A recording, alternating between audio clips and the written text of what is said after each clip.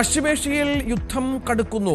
വീണ്ടും ഇസ്രായേലിലേക്ക് ഇറാന്റെ മിസൈൽ ആക്രമണം. അമേരിക്കയ്ക്ക് ഇറാന്റെ മുന്നറിയിപ്പ്. ആണവ കേന്ദ്രങ്ങൾ ലക്ഷ്യമാക്കി ആക്രമണം നടത്തിയാൽ ഹോർമുസ് കടലിടുക്ക് അടയ്ക്കും.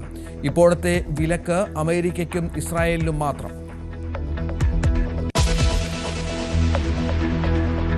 നാമനിർദ്ദേശ പത്രികാ സമർപ്പണത്തിനുള്ള സമയപരിധി ഇന്ന് അവസാനിക്കും. പ്രതിപക്ഷ നേതാവടക്കമുള്ള സ്ഥാനാർത്ഥികൾ ഇന്ന് പത്രിക നൽകും.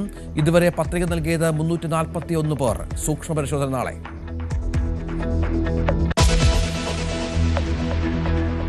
നിയമസഭാ തെരഞ്ഞെടുപ്പിൽ വെൽഫെയർ പാർട്ടി മത്സരത്തിനില്ല. UDF-നെ പിന്തുണയ്ക്കും. വിജയസാധ്യതയില്ലാത്ത മണ്ഡലങ്ങളിൽ പിന്തുണ LDF-ന്. സ്വതന്ത്രനെ നിർത്താനുള്ള വെൽഫെയർ നിർദ്ദേശം കോൺഗ്രസ് തള്ളി. News 18 exclusive.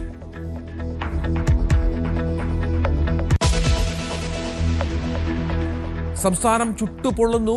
11 ജില്ലകൾക്ക് മുന്നറിയിപ്പ്. താപനില 38 ഡിഗ്രി സെൽഷ്യസിലേക്ക് ഉയരും. ജാഗ്രത വേണമെന്ന് കാലാവസ്ഥാ നിരീക്ഷണ കേന്ദ്രം.